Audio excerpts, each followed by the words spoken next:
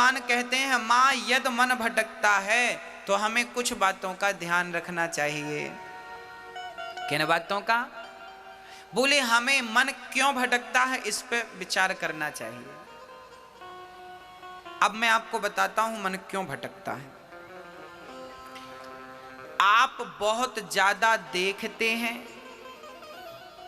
तो मन वहां जाता है जहां जो आप देखते हैं, और जो आप देखते हैं वो प्राप्त करने की इच्छाएं होने लगती हैं, तो फिर मन भटकने लगता है। दूसरी बात, आप बहुत ज्यादा सुनते हैं इसके बारे में उसके बारे में, ये बात वो बात, तो फिर वो बात आप अकेले हैं तो गूंजती रहती। आज फलाने ने ये कहा, आज फलाने ने ये कहा, आज ऐसा कहा, ऐसा हो जाता तो ऐसा कर लेते, ऐसा कर लेते तो ऐसा हो जाता। ये मन भटकने लगा। आपका मन जरूरत से ज्यादा भटकने लगता है, अधिक भटकता है आपका मन। अब मन को शांत कैसे करें? बोले मन को शांत करने के हम उपाय बता रहे हैं। मन को शांत करने के कुछ उपाय हैं। पहला उपाय, अधिक से अधिक भगवान की कथाएं सुनिए। मैया जी आप बताइए, अभी आपको यहां बैठे लगभग 1.5 घंटा हो गया। वैसे तो 1.5 घंटे हो गए, फिर भी हम 1 घंटा मान लें। आपको यहां बैठे लगभग 1 घंटे हो गए। अब आप बताओ, इस 1 घंटा में क्या आप में से किसी का भी मन भटका? आप अपनी बात करिए और प्रत्यक्ष बात करिए, सबूत के साथ बात करिए, प्रमाण के साथ बात करिए। आप यहां 1 घंटे से बैठे हैं, इस 1 घंटे में आप में से किसी का मन भटका? हाँ या ना? नहीं भटका? तो देखिए, ये बात, इस बात का सबूत है कि भगवान की कथा यदि हम नित्य सुनना शुरू करें तो मन का भटकाव धीरे धीरे समाप्त हो जाएगा। मन का भटकना मिटेगा तो भगवान की कथा से मिटेगा। ये पहली बात। अब प्रश्न दूसरा, अब कथाएं रोज रोज तो होंगी नहीं, तो फिर क्या करेंगे? बोले जब कथाएं हों तो कथाएं सुने, और जब कथाएं ना हों तो कीर्तन करें। बैठ जाएं घर में, मंदिर में, कहीं भी, और कीर्तन करें। श्री कृष्ण गोविंद हरे मुरारी, हे नाथ नारायण बा, श्रीमन नारायण नारायण नारायण। हाँ, कीर्तन करिए। श्रीमन नारायण नारायण नारायण, श्रीमन नारायण। पहली बात है कथा सुनिए, और दूसरी बात कीर्तन करिए। काम करते रहना और नाम जपते रहना। अब जैसे हमारी माताएं सुबह सुबह बच्चों को टिफिन बनाती हैं, बच्चों को स्कूल भेजती हैं, जैसे आप उठो, आंख खुलते ही कीर्तन करने लग जाओ, श्रीमन नारायण नारायण। नहा रहे हैं तो नहाते जाओ, श्रीमन नारायण नारायण ना। इसके बाद कपड़े पहन रहे हैं, कपड़े पहनिए, कीर्तन। अब बच्चों को, आपने माताएं बच्चों को उठाती हैं, बेटा उठो स्कूल चलना, उठो उठो। बच्चे उठ गए। माँ बच्चे के लिए टिफिन बना रही है, आज पूड़ी और सब्जी बना रही है, तो बढ़िया से आटा गूंथती जाओ और श्रीमन नारायण नारायण नारा, पूड़ी बेलती जाओ, श्रीमन नारायण नारायण। अब पूड़ी सेकती जाओ, आलू काटती जाओ, आलू का बढ़िया सब्जी बनाती जाओ, जो बना रही हो, लौकी आलू की, जो भी, गोभी आलू की सब्जी बनाती जाओ, श्रीमन नारायण। ये सब्जी बन रही है, सब्जी भी बन जाएगी और कीर्तन भी हो जाएगा, रोटी पूड़ी भी बन जाएगी। और तब तक पति ने आवाज लगाई, जरा चाय लाओ। अब चाय बना रही है पत्नी, बढ़िया चाय चढ़ा दी आपने, पानी डाल दिया, दूध डाल दिया, श्रीमन नारायण नारायण। चाय पक रही है, आप मन में कीर्तन चल रहा। हाँ, कीर्तन। तब तक बहू, तब तक ससुर जी ने आवाज लगाई, बहू चश्मा नहीं मिल रहा बेटा। अब बहू दौड़ी दौड़ी गई, वो चश्मा ढूंढ रही है, तो चश्मा ढूंढो, श्रीमन नारायण नारायण नारायण। भाई आपका शरीर व्यस्त होता है, मुंह कहीं व्यस्त नहीं होता। हाँ या ना? बच्चों को टिफिन बनाने में शरीर व्यस्त होता है क्या? मुंह व्यस्त होता है? चाय बनाने में मुंह व्यस्त होता है क्या? तो मुंह का सदुपयोग करिए, कीर्तन करिए, काम करते रहिए। और यही है कलयुग में भक्ति, इसी को भक्ति कहते हैं। इससे बड़ी कोई भक्ति नहीं है। और ये पुरुषगण आप भी दुकान पर बैठो, कोई ग्राहक आए तो आइए राम जी, आइए श्याम जी, अपनी शब्द शैली बदल लीजिए। हर ग्राहक को, ग्राहक तो वैसे भी भगवान होता है, तो ग्राहक को आइए राम जी, आइए श्याम जी, आइए कन्हैया जी, क्या चाहिए, आइए राधा रानी, आइए, सारा काम करो। पर हर पल कोई नहीं है तो कीर्तन श्रीमन नारायण नारायण ना। किसान लोग खेती कर रहे हैं, कुदाड़ी फावड़ा चला रहे हैं, ट्रैक्टर चला रहे हैं, बुवाई कटाई जुताई जो कर रहे हो सब करो, पर काम करते समय, ट्रैक्टर चलाते समय आपका मुंह व्यस्त होता है क्या? कटाई और जुताई करते समय मुंह व्यस्त होता है क्या? अरे भाई मुंह से नारायण नारायण कहते जाओ। भगवान ये नहीं कहते कि तुम बैठ के आधा घंटा मेरा जाप करो ना, भगवान ये नहीं कहते तुम माला लेके जाप करो, भगवान ये कहते हैं कि तुम काम बराबर करो। कर्मण्येवाधिकारस्ते, तू कर्म कर, पर काम को करते समय मुझे भूल मत जाना। प्रार्थना करते रहो कि हे नाथ मैं आपको कभी भूलूं नहीं। एक बार बोले सभी लोग, हे नाथ हम आपको कभी भूले नहीं, हे कृष्ण मैं आपको कभी भूलूं नहीं, हे नाथ मैं आपको कभी भूलूं नहीं। हर हाल में भगवान का चिंतन करते रहिए, उन्हें भूलिए मत। बस आदत बुरी सुधार लो, हो गया भजन। यही तो भजन है, अलग से कुछ करना नहीं है आपको। तो मन को वश में करने के हमने कितने उपाय बताए, बताइए आप। मैया जी, ओ मैया, ओ मेरी माँ, कितने उपाय बताए हमने, बताओ। मन को वश में करने के कितने उपाय बताए, कौन कौन से? मैया आप बताओ कौन कौन से उपाय बताए। मैया आप बताओ, आप आगे बैठियो, सबसे आगे आप बताइए कौन कौन से उपाय बताए। हाँ आप ही बताइए। पहला उपाय क्या था? नहीं सुना आपने? नहीं सुना? नहीं सुना आपने? कौन सा बताइए। मैया आप बताइए, आप चश्मा लगाए बैठी हैं, दूसरा उपाय बताइए, बताइए क्या बताया हमने, दूसरा क्या उपाय बताया मन को वश में करने का? हाँ लो, तुरंत का तुरंत याद नहीं है, घर जाके पता नहीं क्या याद रहेगा। इसलिए कहते हैं बात को जरा ध्यान से सुनिए, मन को पूर्ण रूप से लगाइए, है ना। मन को वश में करना हो तो पहला काम है भगवान की कथाएं ज्यादा सुनो, दूसरा काम है कीर्तन ज्यादा करो, काम करते रहो और नाम जपते रहो। ये दो चीज यदि आपके अंदर आ गई तो मन धीरे धीरे, कितना भी बिगड़ा हुआ मन क्यों ना हो, वो धीरे धीरे केंद्रित हो जाएगा। और याद रखना मेरी माँ, जिस दिन मन बिल्कुल शांत हो गया उस दिन, उसके दूसरे दिन नहीं, उसी दिन परमात्मा की प्राप्ति आपको हो जाएगी। मैं आपको एक छोटा सा एग्जाम्पल देख के समझाता हूं। यदि सुई हिल रही है तो क्या हिलती हुई सुई में कोई धागा डाल सकता है? कहो हाँ या ना।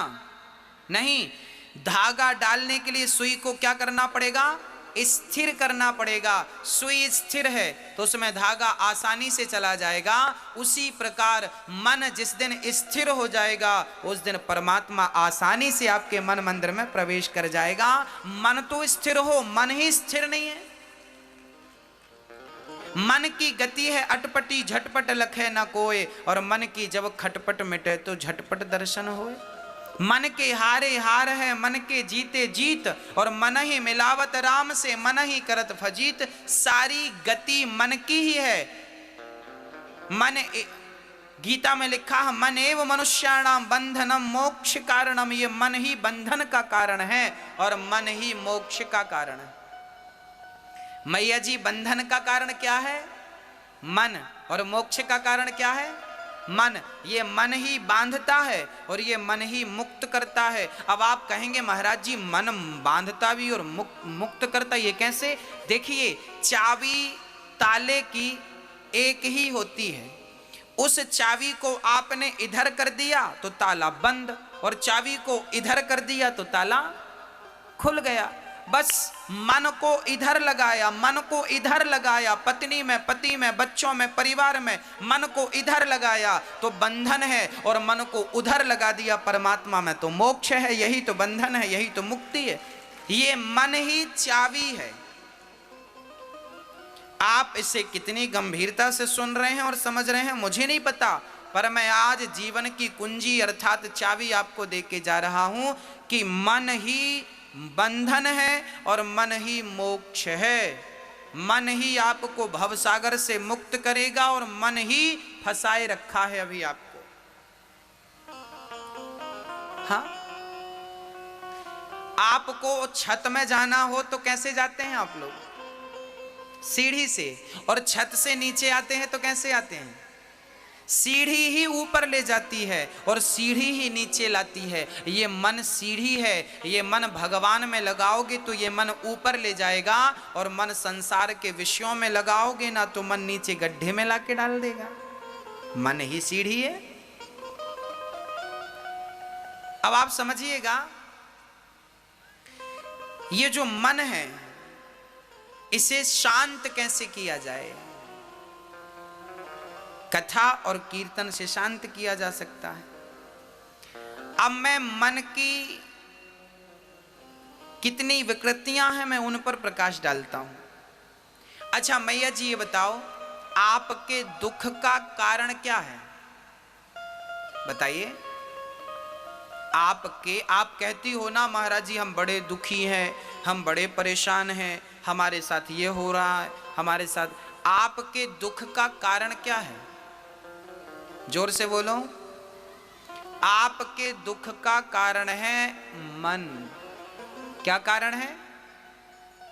अब आपको स्पष्ट करके बताऊं दुख का कारण मन कैसे है। आइए समझते हैं, बहुत गंभीरता से समझिएगा। आज मैं मन से जुड़ी हर चीज पर प्रकाश डालूंगा ताकि मन को लेके जितने भी डाउट हैं आपके भीतर वो क्लियर हो जाए, संदेह समाप्त हो जाए मन को लेकर। और मन बहुत बड़ी चीज है, समझिएगा। अच्छा एक बात बताइए, हमारी माताएं इतना सा पेंडल सोने का पहने गले पे, उसे भी मंगलसूत्र कहते हैं। और माताओं से कहो क्यों इतने से पेंडल से तुम खुश हो? नहीं, मन कहता है इतना बड़ा हो, कम से कम 4 लोगों को दिखे तो कि हमारे गले पे कुछ है। तो बताइए, आप इतना सा सोने का पेंडल पहनोगी तो भी सुहागिन रहोगी, पर इतना बड़ा होना चाहिए, ये किसकी इच्छा है? किसकी इच्छा है? मन की इच्छा है। अरे 100, 150, 200 रुपए की साड़ी पहन लोगी ना तो आपका शरीर ढक जाएगा, पर कम से कम 1000 रुपए की हो, ये किसकी इच्छा है? मन की। हाँ, आपका गुजारा तो छोटी सी गाड़ी से भी हो जाता है, पर बड़ी कार हो किसकी इच्छा है? अरे गुजारा तो छोटे से घर में भी हो जाता है, पर बड़ा आलीशान बंगला हो, ये किसकी इच्छा है?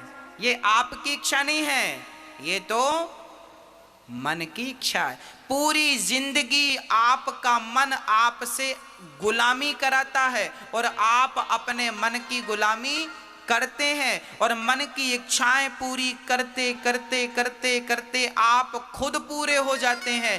क्या मन की इच्छाएं पूरी होती हैं? आज तक के इतिहास में किसी के मन की इच्छाएं पूरी भई? क्या रावण के मन की हो सकी? क्या कंस के मन की हो सकी? क्या सिकंदर के मन की हो सकी? हाँ, याद रखना भक्तों, एक होती है जरूरत और एक होती है इच्छा। जरूरत हमारी क्या है मेरी माँ? रोटी, कपड़ा, मकान और शिक्षा। ये हमारी क्या है? ये क्या है हमारी? ये हमारी जरूरत है। रोटी, कपड़ा, मकान, शिक्षा हमारी जरूरत है, पर हमारी गाड़ी हो, बंगला हो, नाम हो, पद हो, प्रतिष्ठा हो, खेती हो, बाड़ी हो, ये क्या है?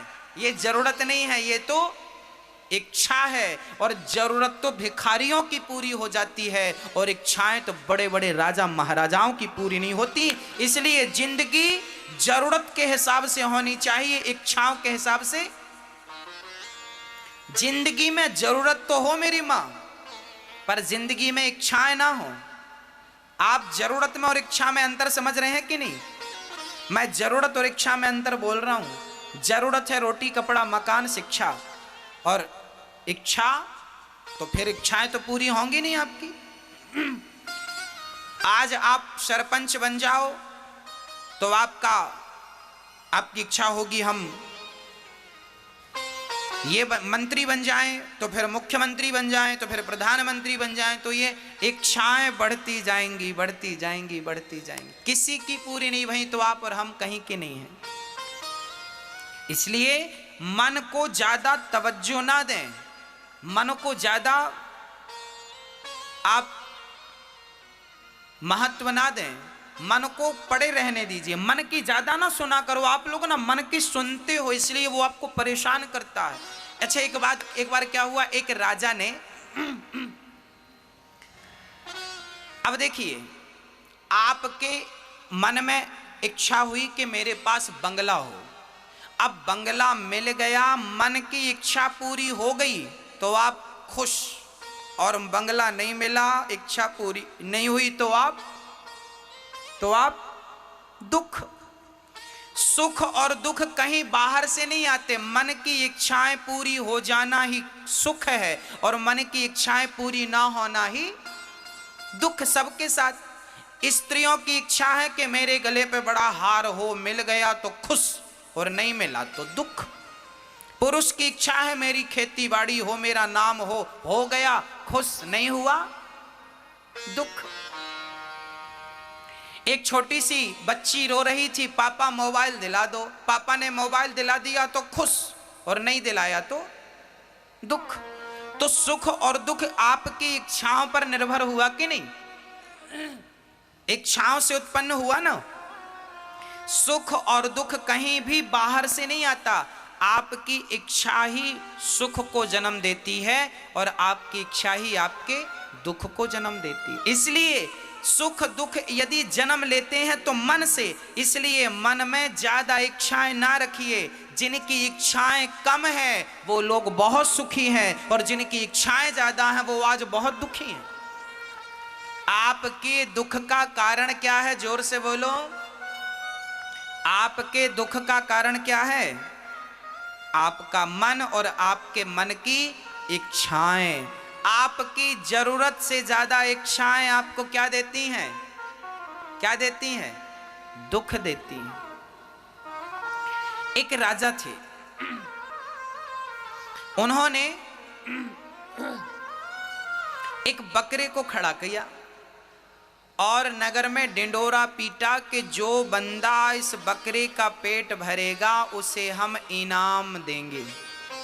इनाम क्या देंगे? बोले अपना आधा राज्य उसे इनाम में दे देंगे।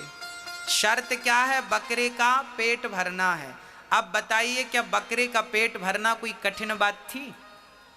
लोग ले गए, महाराज जी हम लाते हैं। दिन भर जंगल में हरी हरी घास खिलाई, शाम को पेट भर गया, बकरा बिल्कुल खिल गया, लाकर खड़ा किया। राजा साहब बकरे का पेट भर गया, आधा राज्य दो। राजा ने कहा मैं पहले चेक तो करूं कि पेट भरा कि नहीं। तो हरी हरी घास राजा ने उठाकर उसके सामने डाला कि पेट भरा होगा तो नहीं खाएगा, और नहीं भरा होगा तो। अब बकरे को जैसे ही राजा ने घास डाला तो बकरा खाना शुरू किया। अब खाया तो राजा ने कहा पेट भरा होता तो खाता नहीं, खा रहा है इसका तभी इसका पेट नहीं भरा, चलो इसे दंड दिया जाए। ऐसे करते करते महीनों बीत गए। बड़े बड़े समझदार लोगों ने ट्राई किया पर कोई भी बकरे का पेट ना भर सका। आप बताइए बकरे का पेट भरता है? कितना भी खिलाओ पर थोड़ी सी घास देखेगा तो फिर वो खाएगा। सही है क्या? हाँ या ना? सही है। एक महात्मा जी को पता चला कि बकरे का पेट भरना है। महात्मा जी बोले ठीक है राजा हमें मौका दो। राजा ने मौका दिया। महात्मा जी जंगल ले गए और बढ़िया बांस का डंडा तोड़ लिया बाबा जी ने, और जैसे ही बकरा घास खाए तो बाबा जी उसके मुंह पे एक जमाए। बकरा दूर खड़ा, बकरा बाबा की तरफ देखे, फिर घास खाने जाए बाबा, फिर उसके मुंह पे एक लाठी जमाए।